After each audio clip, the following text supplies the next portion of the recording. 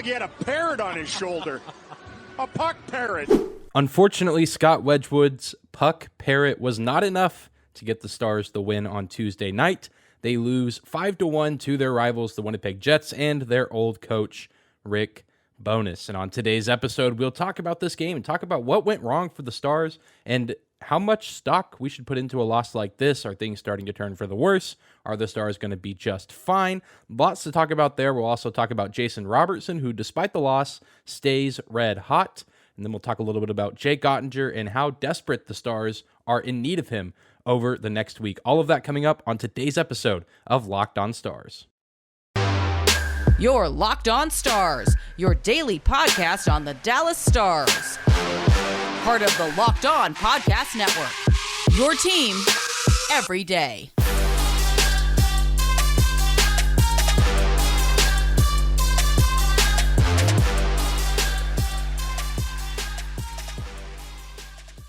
Howdy, Stars fans. Welcome back to the Locked On Stars podcast, the only daily podcast covering the Dallas Stars, part of the Locked On Podcast Network, your team every day. I'm your host, Dane Lewis, your local expert on all things Dallas Stars hockey, credentialed member of the Dallas Stars media, coming to you on this Wednesday, November 9th. And whether this is your first time here or you are a recurring listener of the show, thank you for stopping by and making Locked On Stars your first listen of the day. Be sure to hit the subscribe button if you're watching on YouTube and follow us on your favorite podcasting platform as well. You can also find us on social media at Locked On Stars on both Twitter and Instagram, as well as my personal Twitter account at Dane_Lewis. Thank you guys for the continued support on this podcast. Let's jump into today's episode, though. A weird one, as we're talking about a Dallas Stars loss. The team had been doing very well as of late, winning several games in a row, both at home and away from the American Airlines Center, but they take a little bit of a stumble on Tuesday night, losing to the Winnipeg Jets by a score of 5-1. One of those goals coming as a result of an empty netter near the end of the contest, but nonetheless, not a very fun game to watch. But I don't necessarily think that this is a game that should cause us as fans of the team, spectators of the team, to hit any sort of panic button. To just put this game in perspective and put things in perspective in general, you look back to, a few Saturdays ago, a few days before Halloween, Jake Oettinger goes down on October 29th versus the Rangers. And if someone from the future came to us in that moment and told all Stars fans that the team would go 3-1 in the next 4 games with Jake Oettinger not playing in those games, I know for a fact that we would all be very, very happy with that news, and we should still be happy with what the Stars have done as of late. This was still a successful road trip. They get 4 out of 6 points. It just had a ugly ending. You never want to lose a game. You never want to lose a game like this, especially to a division rival, and a division rival that you were in contention with for the top spot in your respective division. I mean, it's just a tough loss. It's not one you like to take, but it's a loss that every team experiences a few times each and every season. And I said on yesterday's episode, before the game, that if the Stars wanted to win, they needed at least one more really good performance from Scott Wedgwood, and the team got that in the first period. But then after that, things started to go downhill for this team, and as a result, went downhill for their netminder. The Stars just played very sloppy. Both teams played just irresponsibly. They couldn't really control the puck. It seemed like even the ice was a little bit choppy and the puck was bouncing around a little bit. The Stars were actually, I think, lucky to still have the game at a 0-0 stalemate going into the first intermission. Wedgwood made some excellent saves. There were a lot of odd man rushes for both teams and a few one-on-one breakaway opportunities that neither team was able to capitalize on. But then the Jets, took that, threw it in the trash, and then in the second period, they were able to capitalize on the Stars' mistakes. And pretty much every goal outside of the fifth and final one for the Jets, you can kind of go back and look, and there were just several mistakes made by this team, things that don't usually happen and things that aren't very natural or very common for this Stars team this season. You look at the first goal, the Jets did have numbers on the rush. It was actually one of the better rushes I've seen in the NHL this season. Just absolute textbook zone entry and puck movement. It was a good play. You got to give credit to the Jets for their first goal, but Miro Heiskanen, just in a rare moment, got beat by Mark Scheifele in that moment. And I mean, he was trying to really guard two guys at once. Mason Marchment tried to come over and give some support, but by the time he was there, it was too little too late for Miro to make a move, and Scheifele gets the easy feed, a backdoor feed, and he's able to bury the puck. And then the second goal of the game, maybe the easiest one to point out the mistake, Scott Wedgwood mishandles the puck behind the net. Former Jets captain Blake Wheeler applies the pressure, gets the puck in the front of the net with no goalie home to defend, and Pierre-Luc Dubois takes advantage. The third goal of the game, it's actually, I mean, you can blame the Stars, I guess, for not being able to break it up, but I think this is maybe the one that wasn't the empty netter that you can, again, just give credit to the Jets to. It's an excellent pass from Kyle Connor to Mark Scheifele through Yanni Hakanpää. I think Hakanpää was in a fine enough position, and I think if Kyle Connor makes that pass or tries to make that pass in that exact situation 10 times, he maybe only executes it 2 or 3 times, and that just happened to be one of them. And Scheifele was in a good position, good pass, and he buries the puck. And the fourth goal really just stung in the final 2 minutes. The Stars desperately needed to get even just shots on goal. After Jason Robertson's goal early in the second period, the Stars did not really generate much offense, and they needed a goal. They were down 3-1. They absolutely needed some form of momentum going into the second period, and not only did they not get one, they allow the Jets to score their 4th consecutive goal, making it a 3-goal deficit going into the second and final intermission of the game. It's just absolute backbreaker. We've seen the Stars do that a few other times this season, and in those games, we've seen those result in losses, letting other teams get all the momentum before going to break or going to intermission. And so it was a mistake-ridden game for the Stars, lots of turnovers, lots of sloppy passes, and just some irresponsibility. And I don't think it's overall a sign that things are crumbling or falling apart. I think they were just simply outplayed, and it's something that was touched on the broadcast by Josh and Razor several times. Sometimes you just flat out get beat. You might have the better roster, you might have the better personnel, but sometimes a team just outplays you. We see upsets like this, minor upsets, if you will, all the time across the world of sports. Teams in the NBA, the NFL, and the MLB, all teams, sometimes inferior teams get wins over supposedly superior teams, and I think if you play this game again, and as is common for the Stars and Jets, they always go back and forth. They exchange body blows. They exchange punches. This was kind of a reverse of what happened in the first week of the season when the Jets came to Dallas. The Jets scored first, and then the Stars just opened up the floodgates offensively. It was really just the Stars getting a taste of their own medicine in this game. To quote the great Dwight Schrute from the hit TV show The Office, "Not everything is a lesson. Sometimes you just fail." And I think on Tuesday night, the Stars just failed. I don't think there is one specific thing that is going to doom this team for the foreseeable future. I think they just took a loss to a team that is very good. I don't think their offensive numbers quite reflect it, but this Winnipeg Jets team seems to be very legit as we're kind of getting close to the official end of the first month of the season. This Jets team has played incredibly well. And I think that it's not too far-fetched to say right now that they'll be hanging around contention for a playoff spot in the Western Conference and maybe even a top 3 spot in the Central Division. It's a good Jets team. The Stars just had a bad night. You're going to have bad nights every now and again. And I think, you have time now if you're the Stars to sit on this game because you don't play again until Friday. But at the same time, you don't want to sit and ponder on it too long. Learn the lessons that you can from it, or, pull the mistakes from it. I guess I said there's not really too many lessons to take away. Sometimes you just fail, but learn from your mistakes, wash it away from your memory, and then get ready to go, rest up, and get your bodies and your minds ready to go for the next game on Friday night with a team like the San Jose Sharks coming to town, which even though their record might not be great, they present their own challenges, which we'll talk about that a little bit later in the week. But you just got to move on from a game like this. Sometimes you just flat out get beat, and I think that's what happened to the Stars on Tuesday night in Winnipeg. Well, we're going to take a quick break, but when we come back, we will talk about the one bright spot in Tuesday night's loss. We're going to talk about a hot topic around the Dallas Stars world and a hot topic on this podcast. We'll talk about Jason Robertson right after this. Today's episode of Locked On Stars is brought to you by our friends at Athletic Greens and their product, AG1. With one delicious scoop of AG1, you are absorbing 75 high-quality vitamins, minerals, whole food sourced superfoods, probiotics, and adaptogens to help you start your day right. This special blend of ingredients supports your gut health, nervous system, your immune system, your energy, recovery, focus, and aging. Tons of people take some kind of multivitamin, and it's important to choose one with high-quality ingredients that your body will actually absorb. AG1 is a small micro habit with big benefits. It's one thing you can do every single day to take great care of yourself.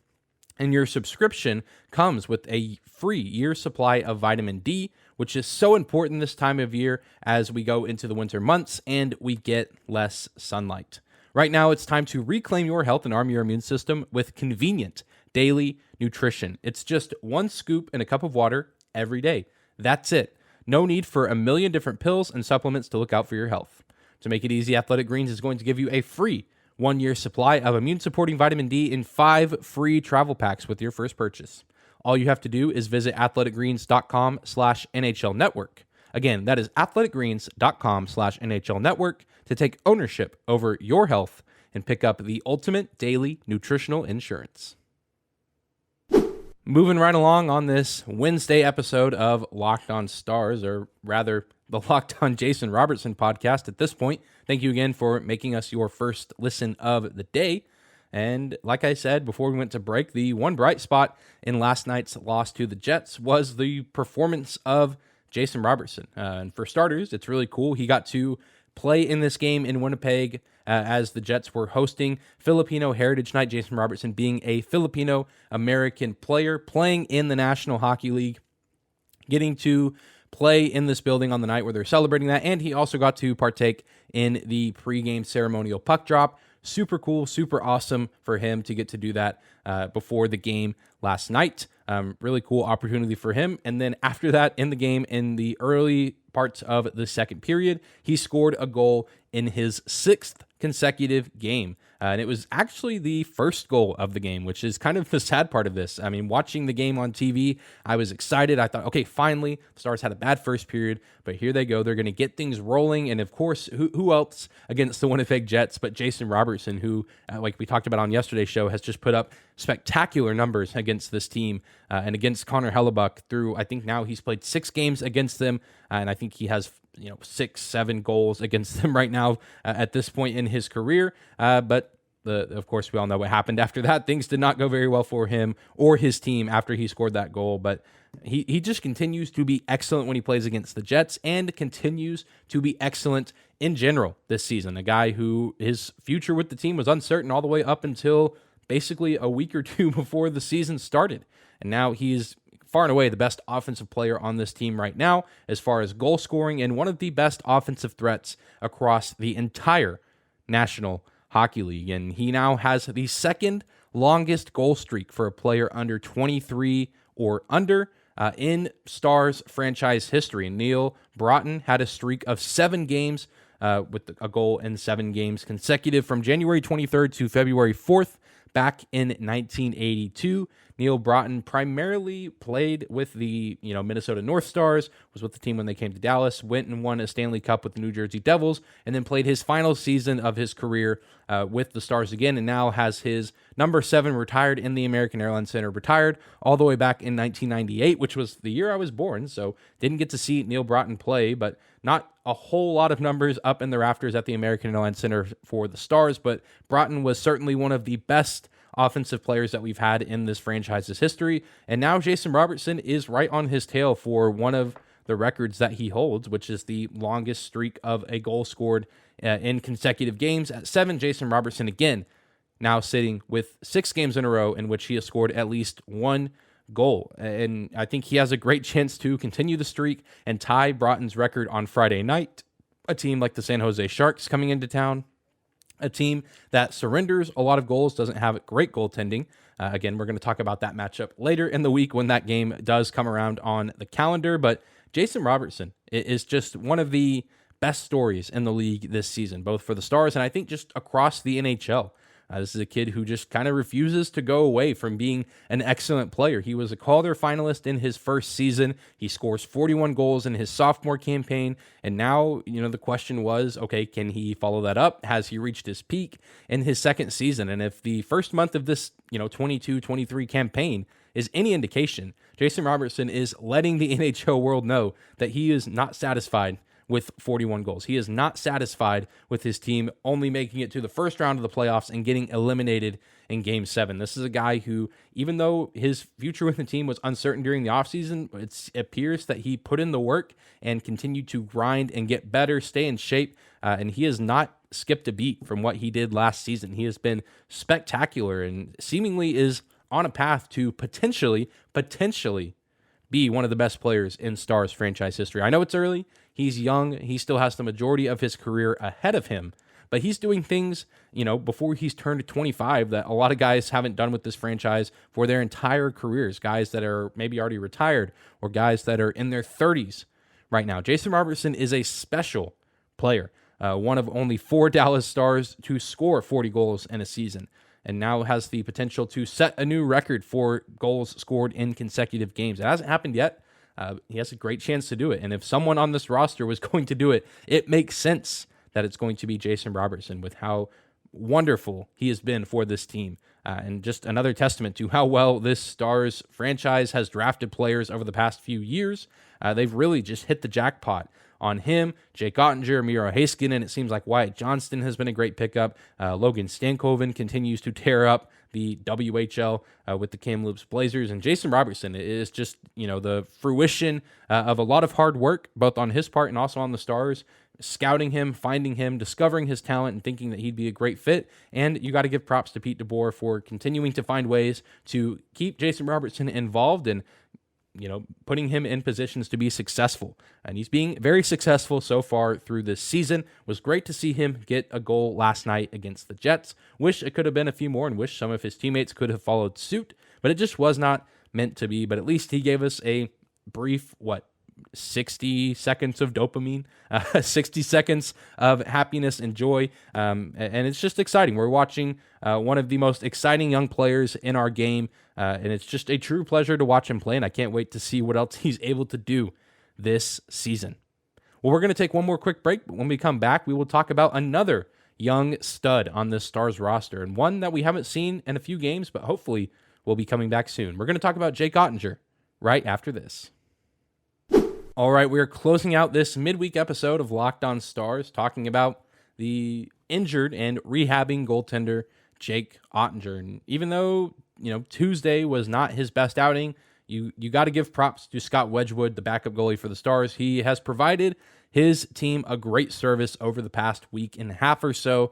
He's really just gone above and beyond what a typical backup would be able to do in this situation. I'm not entirely sure how many teams could, win 3 games out of 4 whenever their star goaltender goes down. I don't know how many other teams have a backup as dependable as Scott Wedgwood, and a guy who can go out against some good teams like the Edmonton Oilers, like the Los Angeles Kings, and put his team in a position to win and help get them the win. It has been such a treat to watch Scott Wedgwood do what he's been doing.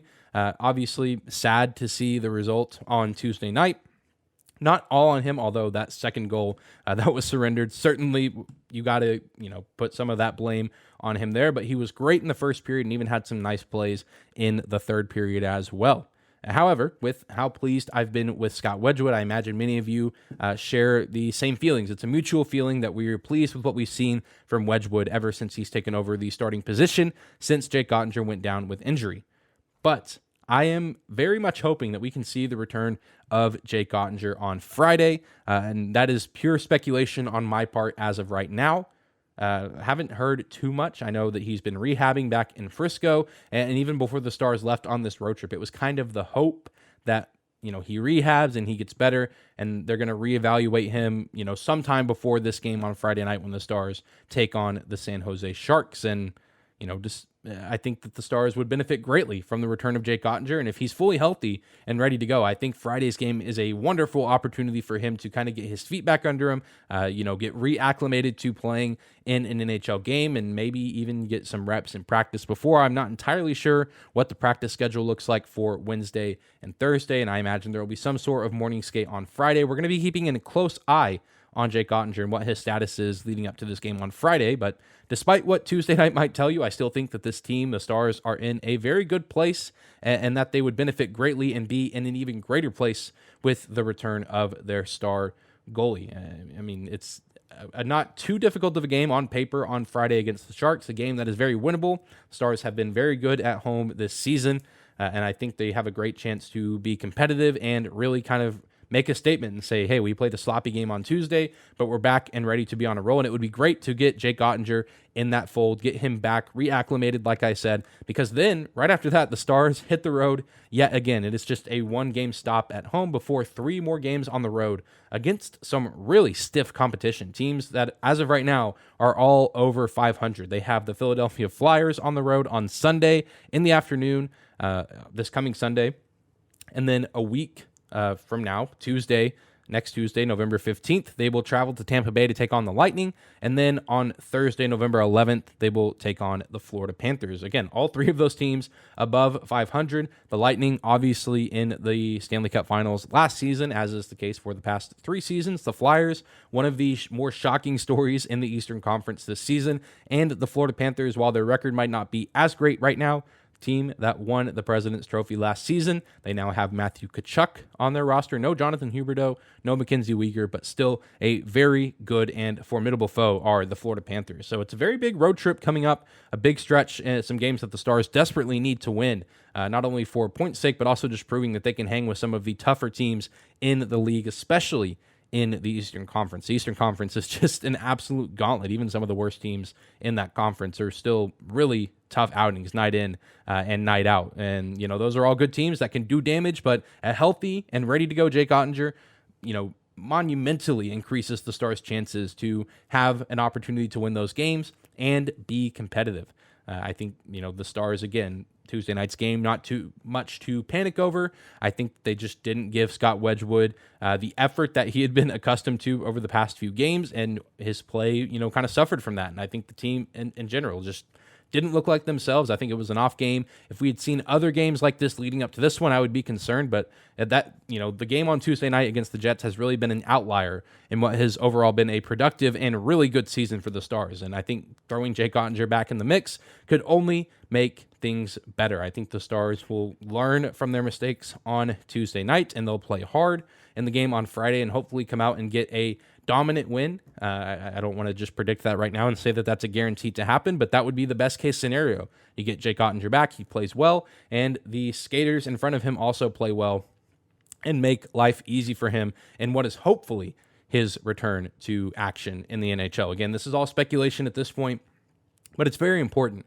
that, if Jake Oettinger is healthy and ready to go, that he comes back as soon as possible, because pairing Jake Oettinger with how well he played before the injury and pairing him with a scorching hot Jason Robertson just sounds like trouble for the NHL. And I would love to see both of those guys on the ice at the same time, mixed in with some other fantastic players and two really good special team units as well in the power play and the penalty kill. So we're going to keep a close eye, like I said, on the Jake Oettinger status, probably be talking about it throughout the week leading up to Friday's game against the Sharks. And hopefully we'll see 29 back between the pipes soon, because the Stars need him.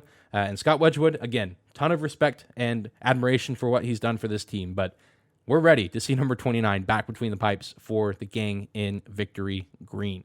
But that's going to do it for today's episode of Locked On Stars. Thank you again for tuning in and making us your first listen of the day. Be sure to hit that subscribe button if you're watching on YouTube. You can also find and follow us on your favorite podcasting platform as well. And follow us on social media at Locked On Stars on both Instagram and Twitter, as well as my personal Twitter account at Dane_Lewis. And speaking of social media, be sure to keep an eye out.